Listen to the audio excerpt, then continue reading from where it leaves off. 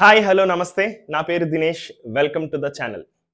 So ఈ సెషన్లో మనం ఎస్ఎస్సి బోర్డ్ ఎగ్జామినేషన్స్లో ఫిజికల్ సైన్స్ పేపర్ సంబంధించిన బ్లూ ప్రింట్ డీటెయిల్స్ డిస్కస్ చేద్దాం. ఫిజికల్ సైన్స్ అంటే దీంట్లో రెండు సబ్జెక్ట్స్ ఉంటాయి, chemistry and physics. So 10th క్లాస్లో మనకు తెలుసు ఫోర్ చాప్టర్స్ ఆఫ్ కెమిస్ట్రీ ఉన్నాయి, అదేవిధంగా 4 చాప్టర్స్ ఆఫ్ ఫిజిక్స్ ఉన్నాయి. టోటల్ 8 చాప్టర్స్ సంబంధించిన ఎగ్జామినేషన్ ఈ పేపర్లో కండక్ట్ చేయబడుతుంది. ఓకే, ఈ పేపర్లో క్వశ్చన్స్ ఏ ఫార్మాట్లో వస్తాయి, ఓకే, ఎన్ని మార్క్స్ క్వశ్చన్స్ ఉంటాయి, ఎన్ని సెక్షన్స్ ఉంటాయి, ప్రతిదీ కూడా డీటెయిల్గా తెలుసుకుందాం. Let's get in to it. So మనం గమనిస్తే 2 hours 15 minutes అలాట్ చేస్తారు ఎగ్జామ్కి. సో చాయిస్ అనేది ఒక పర్టికులర్ సెక్షన్కి చాలా చాయిస్ ఉంది, ఇంకొక సెక్షన్లో ఒక్క క్వశ్చన్కి మాత్రమే చాయిస్ ఉంది. అది డీటెయిల్గా డిస్కస్ చేద్దాం ఒకసారి. చూడండి, ఇక్కడ internal choice is there for question number 12. Question number 12లో 2 క్వశ్చన్లు ఇస్తారు, దాంట్లో ఏదో ఒకటే ఆన్సర్ చేయాలి. ఆ క్వశ్చన్ నెంబర్ 12 వచ్చేసి బేసిక్గా 4 మార్క్స్ క్వశ్చన్. సో దాంట్లో ఏదో ఒక క్వశ్చన్ ఆన్సర్ చేయాలి, 2 క్వశ్చన్స్ ఇస్తారు.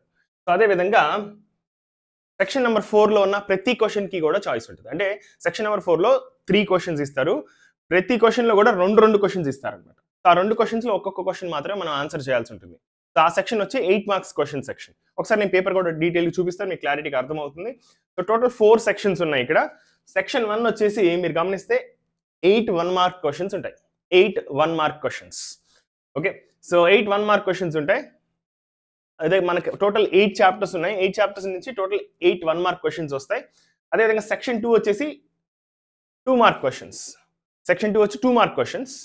సో 3 క్వశ్చన్లు ఇస్తారు, 3 అన్ని ఆన్సర్ చేయాల్సి ఉంటుంది. ఓకే, సో ఇక్కడ చాయిస్ ఏమీ లేదు. సెక్షన్ 1 అండ్ సెక్షన్ 2లో 1 మార్క్ క్వశ్చన్స్ అండ్ 2 మార్క్ క్వశ్చన్స్లో చాయిస్, ఎటువంటి చాయిస్ లేదు. సో మనం అన్ని 1 మార్క్ క్వశ్చన్స్ 2 మార్క్ క్వశ్చన్స్ ఎట్టి పరిస్థితుల్లో అన్ని పర్ఫెక్ట్గా నేర్చుకోవాలి, ఎందుకంటే చాయిస్ లేదు కదా. Next coming to third section వచ్చేసి ఒక్కొక్క క్వశ్చన్కి 4 మార్క్స్ అలాంటివి 3 క్వశ్చన్స్ ఇస్తారు అనమాట. సో మీరు గమనిస్తే చూడండి, 12 13 14 3 క్వశ్చన్స్ ఇచ్చారు. కాకపోతే 12th క్వశ్చన్ గమనిస్తే మీరు ఇంతకు ముందు చెప్పినట్టుగా చాయిస్ ఉంటుంది. Draw any one of the following diagrams. అంటే ఈ 2 డయాగ్రామ్స్ లో ఏదో ఒకటే డ్రా చేయండి. అంటే ఈ క్వశ్చన్ అన్న ఆన్సర్ చేయొచ్చు, మనం ఈ క్వశ్చన్ అన్న ఏదో ఒకటే ఆన్సర్ చేస్తే సరిపోతుంది. 2 ఆన్సర్ చేయాల్సిన అవసరం లేదు. మీకు 2 వచ్చినా కూడా ఒకటే ఆన్సర్ చేయడం వైజ్, ఎందుకంటే 2 ఆన్సర్ చేస్తే మీరు టైం అక్కడ వేస్ట్ చేసుకుంటారు, ఆ టైం ఏదో వేరే క్వశ్చన్ మీద మీరు స్పెండ్ చేయొచ్చు. నెక్స్ట్, సో ఈ సెక్షన్ అయింది, థర్డ్ సెక్షన్ అయింది. ఇంకొక లాస్ట్ సెక్షన్ ఉంది, fourth section. Very very important section. ఎక్కువ మార్క్స్ అన్ని కూడా ఈ సెక్షన్లోనే ఉంటాయి మనకు. ఫోర్త్ సెక్షన్లో ఒక్కొక్క క్వశ్చన్కి 8 మార్క్స్ ఉంటాయి, అలాంటివి 3 క్వశ్చన్లు ఇస్తారనమాట. కాకపోతే దీనిలో అడ్వాంటేజ్ ఏమంటే ఈ సెక్షన్లో ఎక్కువ వెయిటేజ్ మార్క్స్ ఈ సెక్షన్లోనే ఉన్నాయి. ఎక్కువ మార్క్స్ 24 మార్క్స్ ఈ సెక్షన్లోనే ఉన్నాయి. అవుట్ ఆఫ్ 50 మార్క్స్ ఈ పేపర్లో 50 మార్క్స్లో 24 మార్క్స్ ఈ సెక్షన్లోనే ఉన్నాయి. కాకపోతే మీరు 15th క్వశ్చన్ గమనిస్తే ఇదొక క్వశ్చన్, ఇది ఇంకో క్వశ్చన్. ఇదొక చాప్టర్ నుంచి ఇచ్చారు, ఇదొక చాప్టర్ నుంచి ఇచ్చారు. అంటే ఈ రెండిట్లో ఏది బాగా వస్తే మనకు ఆ క్వశ్చన్ ఆన్సర్ చేయొచ్చు. ఇది ప్రతి క్వశ్చన్కి ఎక్కువ మార్క్స్ ఉంటాయి, కానీ చాయిస్ ఉంటుంది. సో నెక్స్ట్ అదేవిధంగా 16th క్వశ్చన్ కూడా చూడండి. ఆర్ ఈ క్వశ్చన్ అన్న ఆన్సర్ చేయొచ్చు, ఈ క్వశ్చన్ అన్న ఆన్సర్ చేయొచ్చు. అదేవిధంగా 17th క్వశ్చన్ కూడా ఈ క్వశ్చన్ అన్న ఆన్సర్ చేయొచ్చు, ఈ క్వశ్చన్ అన్న ఆన్సర్ చేయొచ్చు. చాయిస్ ఉంటుంది. సో 8 మార్క్స్ క్వశ్చన్స్ ఎక్కువ మార్క్స్ ఉంటాయి కాబట్టి మనకి ఏ క్వశ్చన్ బాగా ప్రజెంట్ చేయగలుగుతాం అనుకుంటామో ఆ క్వశ్చన్ని ఆన్సర్ చేయడం వైజ్ థింగ్. సో ఇది క్వశ్చన్ పేపర్ డిస్కషన్. సో కొంచెం ముందుకెళ్తే ఏ చాప్టర్లో ఎన్ని క్వశ్చన్స్ వస్తాయనేది మనం డీటెయిల్గా డిస్కస్ చేస్తే ఇక్కడ చూడండి. సో మీకు ఆల్రెడీ ఈ అనాలిసిస్ మీకు ఆల్రెడీ తెలుసు, వేరే సబ్జెక్ట్స్ కూడా సిమిలర్ అనాలిసిస్ ఉంటుంది. సో ఏ క్వశ్చన్స్ ఏ స్టాండర్డ్ నుంచి వస్తాయనేది. ఓకే, ఎక్కడ అదేవిధంగా వెయిటేజ్, కాన్సెప్చువల్ అండర్స్టాండింగ్ సంబంధించిన మార్క్స్ వెయిటేజ్ అంతా ఇవన్నీ కూడా అన్ని సబ్జెక్ట్స్కి కామనే. So specific to physical science unit wise అంటే మనకు టోటల్ 8 యూనిట్స్ ఉన్నాయి. చూడండి ఒకసారి, 4 కెమిస్ట్రీ చాప్టర్స్, ఈ 4 కెమిస్ట్రీ చాప్టర్స్, ఈ 4 physics chapters. Okay, total 8 chapters.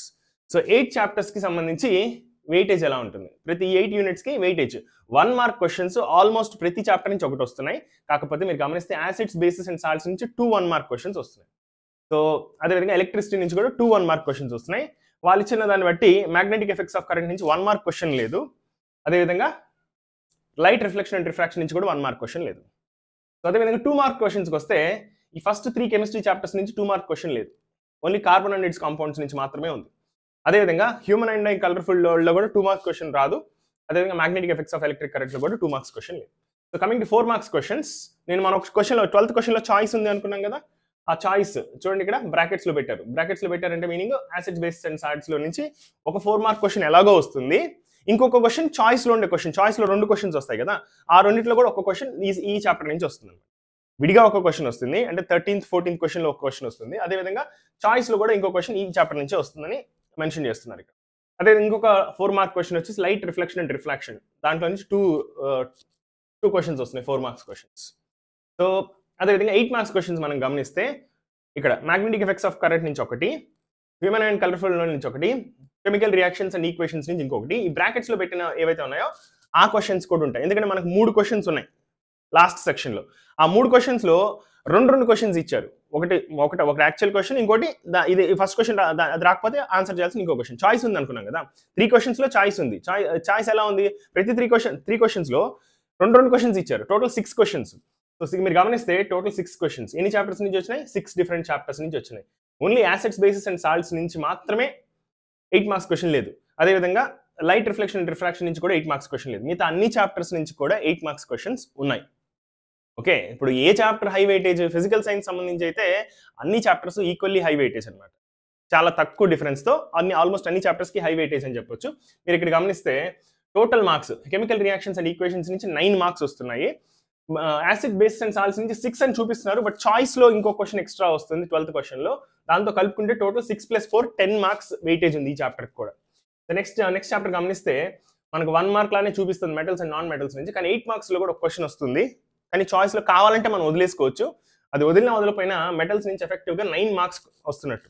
అదేవిధంగా కార్బన్ అండ్ కాంపౌండ్స్ నుంచి 3 మార్క్స్ ఎలాగో వస్తుంది. చాయిస్లో ఇంకో క్వశ్చన్ వస్తుంది. టోటల్ 11 మార్క్స్ వెయిటేజ్ ఉన్నట్టు. సో మీరు గమనిస్తే కెమిస్ట్రీలో అన్ని చాప్టర్స్కి either 9 marks or 10 marks weightage ఉంది. సో కార్బన్ అండ్ కాంపౌండ్స్కి 11 మార్క్స్ ఉంది యాక్చువల్లీ.